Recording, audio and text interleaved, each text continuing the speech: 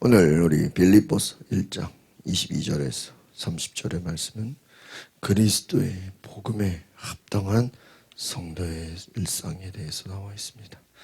여러분, 사도 바울이 살던 시대에 다양한 가치와 신념이 이 복음의 탈을 쓰고 사람들을 현혹하는 일들이 많았다라는 것입니다. 그래서 바울이 전하는 복음의 제일 중요한 핵심은 너희들이 거짓 복음을 조심해라. 거짓 복음이 난무하는 혼란스러운 세상 속에서 바울은 빌립보 교회가 바로 그리스도의 복음만을 굳게 믿고 복음에 합당한 삶을 살아라 라고 말하는 것입니다. 복음에 합당하게 사는 삶이 어떤 삶일까 하는 것입니다. 복음을 위해 연합하는 것이다. 여러분, 복음에 합당한 삶이라는 것은 첫 번째, 복음을 위해 하나가 되라는, 협력하는 것이다.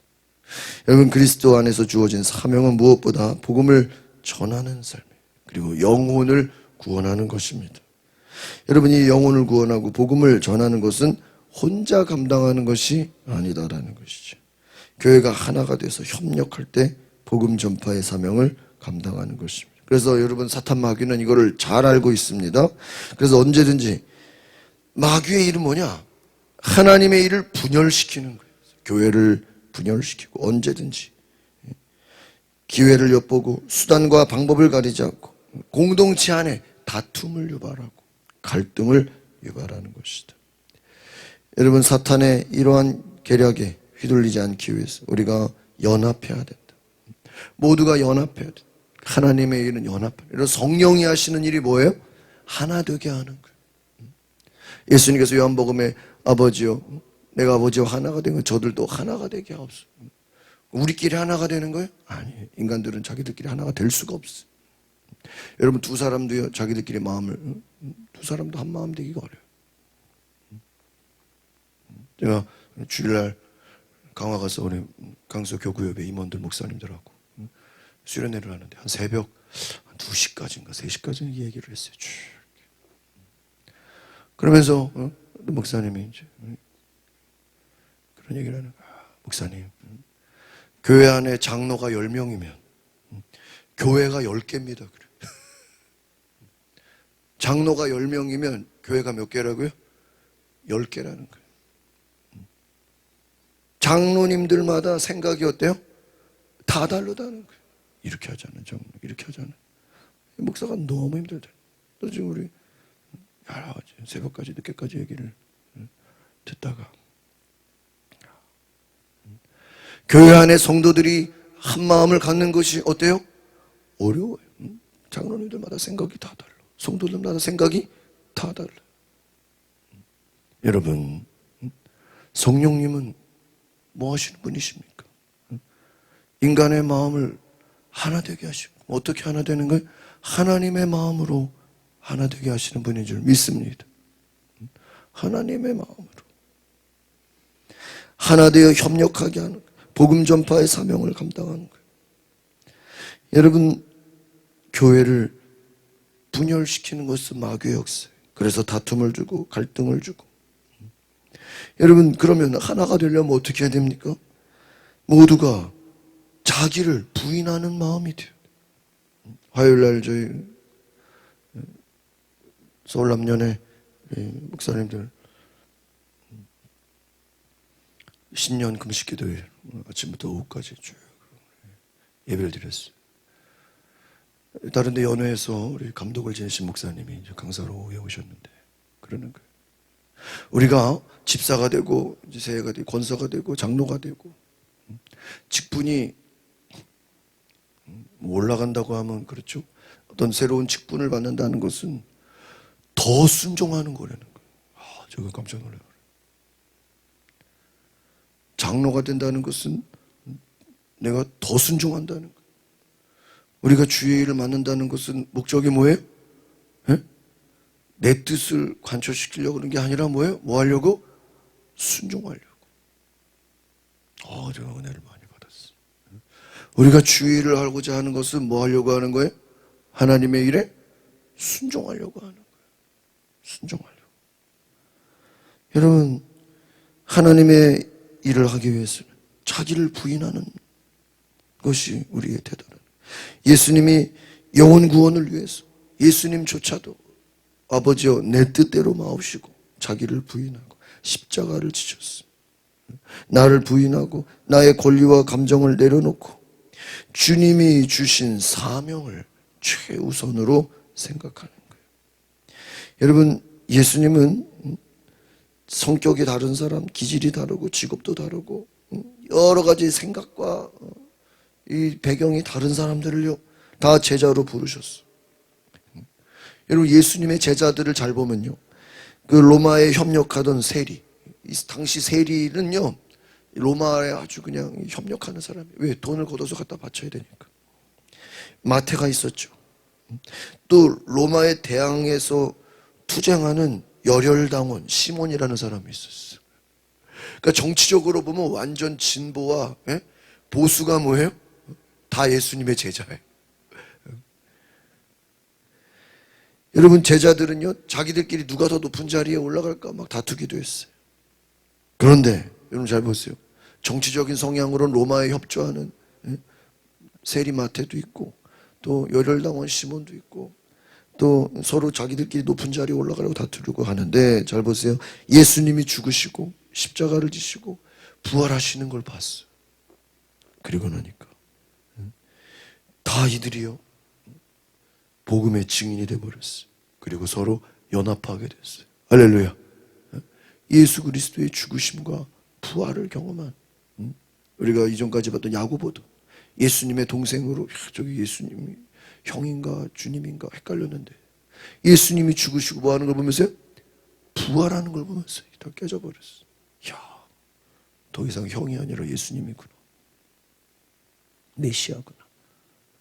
정치적인 목적으로 자기들의 어떠한 높은 자리 얻기 위해서 세상적인 목적으로 예수님 따라가려고 했던, 세상 영광을 구하려고 했던 자들이 예수 그리스도를 진정으로 깨닫고 나서, 부활의 주님을 깨닫고 나서 어떻게 되는 거예요? 전도자로 바뀐 거예요. 더 이상 세상적인 목적으로 주님을 쫓아갔던 게. 여러분, 교회도 마찬가지. 배경이 다르고 서로 자랐던 환경이 다르고 성격이 다르고 또 직업도 달라요. 그런데 이 다양한 사람들이 그리스도의 복음을 위해서 협력하는 거예요. 여러분, 이것이 세상을 변화시키는 힘인 줄 믿습니다. 모든 민족이 다 복음을 전하는 일에 쓰임을 받는 거예요. 여러분, 교회가 하는 일이 뭐예요?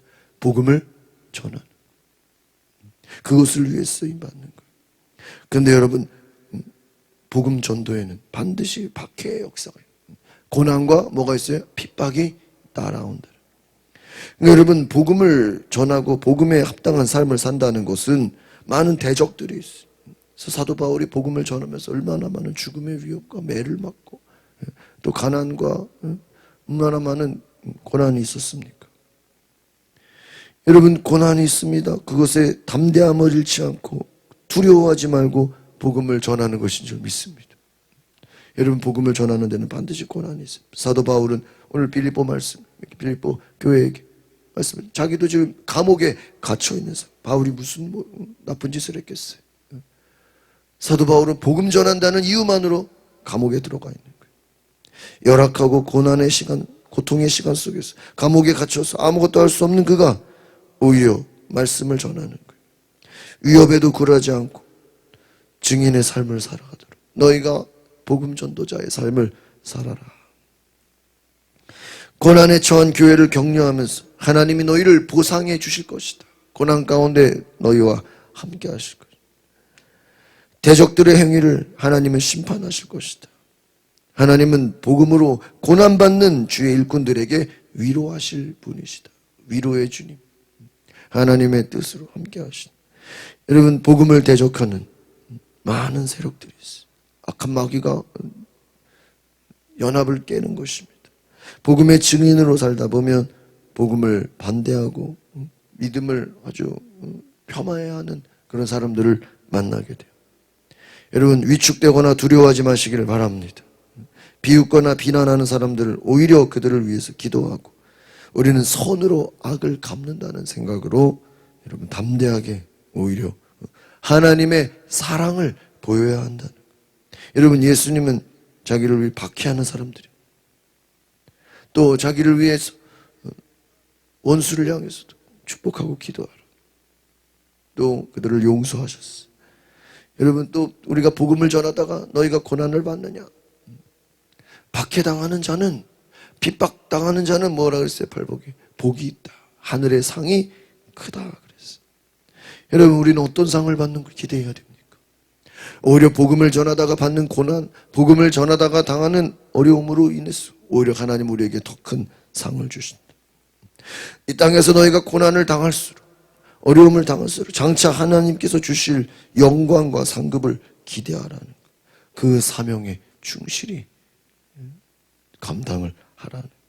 너희가 복음으로 거듭났으면 이제는 복음에 합당한 삶을 살아라. 복음을 전하는 일에 한마음으로 협력을 해라. 복음을 대적하는 반대자들을 믿음으로 견뎌내라는 거예요. 여러분, 복음으로 살아간다는 것은 고난이 있습니다. 고난 없는 삶은 없는 거예요. 여러분, 그러나 그 고난을 하나님은 영광으로 보상해 주시는 줄 믿습니다. 우리 22절 같이 보겠습니다. 시작. 그러나 육신 안에 사는 이것이 내게 열매 맺을 일이라면 내가 무엇을 택해야 할지 모르겠습니다. 23절. 나는 둘 사이에 끼어 있습니다. 나로서는 몸을 떠나 그리스도와 함께 사는 삶이 훨씬 더 좋습니다. 그러나 여러분을 위해 내가 육신에 머무는 것이 뭐예요? 필요하다. 사도 바울은 21절에 내가 사는 것은 그리스도다. 죽는 것도 뭐하다 그랬어요? 유익하다 그랬어요. 왜요? 여러분, 사도 바울은 부활과 영생에 대한 믿음이 너무나 확실했어요. 부활의 주님을 만났잖아요. 사도 바울도 어쨌든 예수님의 직속 제자는 아니지만 부활의 주님을 만났잖아요. 그것만으로 사도 바울이 어떻게 된 거예요? 변화됐어요. 부활에 대한, 영생에 대한 믿음이 너무 확실했기 때문에 나는 오히려 죽는 것이 더 유익하다. 그런데 왜 안 죽어요? 사명이 있기 때문에. 삶과 죽음 가운데 무엇을 선택해야 될지 모르겠다라고 오히려 고백하는 거예요. 다메섹 도상에서 예수님 만난 이후에 삶의 방향과 목적이 예수님을 전하는 것으로 다 바뀌어버렸어요. 예수 믿는 자를 핍박하던 사울이 전도자 바울이 됐어요.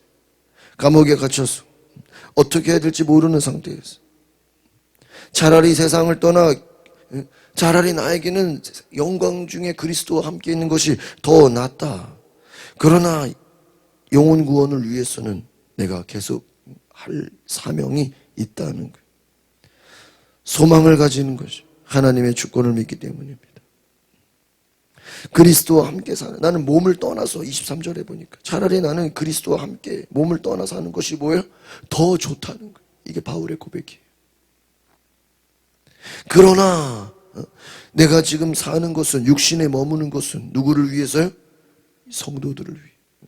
너 여러분을 생각해 보면 지금 몸을 떠나 있는 것보다 뭐예요? 지금 육신에 머무는 것이 필요하다. 바울은 성도들을 위해서 내가 육신에 머무는 것이 필요하다. 25절을 보겠습니다. 시작. 여러분의 믿음의 진보와 기쁨을 위해 내가 여러분 모두와 함께 머물고 함께 할 것을 뭐예요? 확신합니다. 저 화요일에 그 찬양 가수 김석균, 아주 그분 옛날 우리 1세대 찬양 힘을 내세요. 그분 간증 찬양을 이렇게 들었는데 저 처음 봤어요. 그분이 그 얘기를 하더라고요. 자기는 모든 찬양의 그 가사를 쓸 때 함께라는 단어를 집어넣는다는 거예요. 찬양 중 모든 단어에 함께 주님과 함께 성도들과 함께. 여기 보니까 함께하는 단어가 하나. 25절에 모두와 함께 머물고 함께 할 것을 뭐예요? 확신한다. 여러분, 믿음의 진보와 기쁨을 위해서 함께 한다는 거예요. 우리는 하나님과 함께하는 자녀인 줄 믿습니다. 그리고 성도들과 뭐 하는 거예요? 믿음 생활을 혼자 하는, 공동체가 하는 거예요. 함께 하는 거예요. 26절 시작. 이는 내가 여러분에게 다시 가리 나로 인해 그리스도 예수 안에서 여러분의 자랑거리가 많아지게 하려는 것이다. 여러분 보세요. 오히려 바울이 세상을 떠나 그리스도와 함께 있는 것이 더 좋은 것임을 알았지만 교회의 진보와 기쁨을 위해서 육신에 있겠더라고 오히려 결심하는 거예요. 오히려 지금 당장 순교하는 게 더 좋다는 거예요. 원래 바울에게는. 그러나 지금 내가 사는 것은 바로 성도들을 다시 만나 함께하고 또 성도들을 다시 세우고 기도하고 그들을 위해 기뻐하고 그들을 자랑하고 하나님께 영광을 돌리게 된다. 내가 다시 갈 때 그리스도 안에서 여러분의 자랑거리가 뭐하게 한다는 거예요? 많아지게 하는. 이런 사도 바울이 한 교회만 담당하는 게 여러 교회를 가는 곳마다 교회를 세웠잖아요. 그러니까 오히려 나는 여러분의 자랑거리가 많아지게. 27절 보겠습니다. 시작. 그러므로 여러분은 그리스도의 복음을 합당한 생활을 하십시오. 이것은 내가 가서 여러분을 보든지 떠나 있든지 여러분이 한 성령 안에서 굳건히 서서 한 마음으로 복음 안에서 믿음 생활을 위해 나간다는 소식을 듣기 위함이죠. 오늘 아마 핵심이 27절이에요. 복음에 합당한 생활을 하라. 내가 떠나 있댔죠. 성령 안에 한 마음이 되어서. 어떤 마음요? 한 마음. 한 마음은 누가 주시는 거예요? 성령이 주시는 거지. 여러분 우리끼리 모여가지고 단합대회 한다고 한 마음이 되는 게 아니에요. 여러분 우리끼리 단합을 하면 한 마음이 됩니까? 여러분 인간적으로요 한만 밥 먹고 커피 마신다고 한 마음이 되는 게 아니에요. 한 마음이 되는 건 누가 오셔야 돼요? 성령이 오셔야 돼요. 할렐루야. 뭐라 그랬어요? 성령 안에서 한 마음을 가라. 여러분 한 마음이 되는 게 뭐예요? 기도하는 거예요. 다른 거로는 한 마음이 될 수가 없어요. 여러분 가정이 하나 되려면 뭐 해야 돼요? 기도해야 돼요. 그럼 기도하면 기도해서 내가 한 마음이 되는 게 아니에요. 하나님이 한 마음을 뭐 하는 거예요? 위로부터 주시. 여러분 우리 기독교는요 우리끼리 뭘 해가지고 되는 게 기독교가 아니에요. 위로부터 받는 거예요. 위로부터 하나님의 능력을 받는, 하나님의 사랑을 받는 한 마음을 성령 안에서 믿음 생활을 위해 달려나간다. 여러분 내 힘으로 되는 게 아니라 오직 기도의 능력으로 복음의 능력으로 성령의 능력으로 하나 되는 줄 믿습니다. 오늘 이것이 하나님이시. 그래서 너희가 여러분 하나님의 능력을 경험하라. 하나님의 은혜를 경험하라. 그것이 자랑이 되고 그것이 영광이 되고 그것이 기쁨이 된다는 거예요. 얼마나 기도. 28절 보겠습니다. 시작. 또한 대적자들의 그 어떤 엄포에도 놀라지 않는다는 소식을 듣기에 이것이 그들에게는 멸망이지 여러분에게는 뭐예요? 구원의 증. 이것은 누구로부터? 하나님께라. 그렇습니다. 여러분 구원의 소식. 여러분 하나님의 말씀을 듣고 소식을 듣기. 내가 지금 이 땅에 사는 것은 여러분을 통해서 믿음의 소식, 기쁜 은혜의 소식을 듣기 위함인 것이다. 마지막 29절 시작. 여러분은 그리스도를 위해 살아야 할 책임. 곧 그분을 믿을 뿐만 아니라 그분을 위해서 고난도 받아야 할 뭐가 있습니까?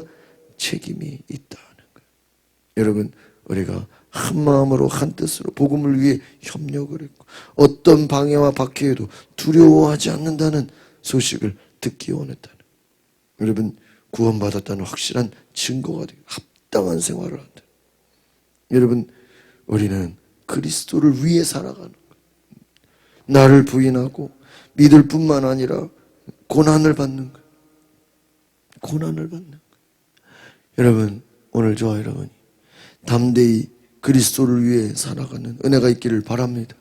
그리스도를 위해서 고난을 받는 여러분 교회는 무엇입니까? 어떻게 보면 예수 그리스도의 복음을 위해서 고난받기 원하는 사람들이 모인 거예요. 어떻게 보면 고난받는 공동체인 거예요. 무엇을 위해서요? 고난을 위해서. 죄를 지어서 고난받는 게 아니라 복음을 위해서 고난받는. 이 30절 시작. 여러분도 나와 동일한 싸움을 싸워. 여러분은 이것을 내 안에서 보았고 아직도 내가 싸우고 있다는 것을 들었습니다. 아멘. 여러분 하늘의 소망을 두고 있는 사람은 죽음을 두려워하지 않습니다. 영생의 소망을 가지고 바울처럼 세상을 떠나 주님과 함께 있는 것을 더 사모합니다. 그러나 이 땅의 삶을 가볍게 여기는 것이 아니라 오히려 내가 이 땅에 사는 동안은 복음을 위해 살아간다. 구원의 확신을 가지고 사명을 감당하기 위해서 어떤 대적들의 방해와 박해에도 불구하고 성도들이 뭐 하지 않는다는 거예요? 너희들이 두려워하지 않는다는 소식을 듣기 위함이다. 그러니까 바울은요, 내가 받은 복음의 비밀과 그 은혜를 성도들이 똑같이 경험하게 원하는 거예요. 내가 지금 복음을 위해 두려워하지 않는 것처럼 저들도 똑같이 두려워하지 않는다는 것을 뭐예요? 듣기 위해. 이것이 구원의 뭐예요? 증거다. 여러분, 어떤 사람이 구원받았는지 안 받았는지 우리가 알아요, 몰라요? 몰라. 그런데 증거가 있대요. 뭐예요? 두려워하지 않는다. 적들의 공격을 겁내지 않는, 담대하다는 거예요. 그것이 구원의 증거인 줄 믿습니다. 여러분, 성령 받은 사람의 특징이 뭐죠? 네? 특징이 뭐예요? 성령 받았다고 눈에 보여지는 거 아니잖아요. 성령 받은 사람의 특징이 뭐예요? 뭐가 있어요? 담대함이 있어요. 베드로가 성령 받기 전에 예수님 3년 동안 쫓아다녔는데 예수님 십자가 지는 거 보고 제자들 베드로뿐만 아니라 다 뭐예요? 도망가. 왜 도망가죠? 담대하지가 못하고. 그럼 왜 담대하지가 못하죠? 뭐 한 거예요? 두려운 거예요, 두려운 거. 뭐가 두려운 거예요? 죽음이 두려운 거예요. 왜? 부활에 대한 소망이 없으니까. 죽음이 두려운 거예요. 그런데 성령, 예수님 부활하신 주님을 보고 성령을 받으니까 어떻게 돼요? 죽음이 두렵지가 않은 거예요. 그러니까 어떻게 되죠? 당연히 담대해져요. 지금 바울이 원하는 거예요. 너희가 구원 받았는지 안 받았는지 뭐냐? 너희 안에 담대함이 있느냐? 두려워하지 말고 담대함으로 어떤 핍박에도 어떤 어려움에도 굴하지 않는 그 믿음, 끝까지 박해를 받더라도 주와 함께 고난받는 믿음, 너희들은 구원받은 자다. 그것이 구원의 뭐예요? 증거다. 할렐루야. 우리가 오늘 사도 바울이 오늘 우리에게 너무나 중요한 복음에 합당한 삶을 산다는 것, 이것이 바로 구원받은 자들의 증거인 줄 믿습니다. 성령이 주시는 하나 되는 마음, 공동체가, 고난받는 공동체가 복음을 위해서 쓰임받는, 나 자기를 부인하고 하나님의 은혜를 충만하게 받는 귀한 은혜가 있기를 소망합니다. 기도하겠습니다. 거룩하신 주님, 인간의 힘으로 하나 될 수 없고 인간의 힘으로 살아갈 수 없는 위로부터 성령이 주시는 성령 안에 한 마음이 되어서 함께 할 수 있게 하소서.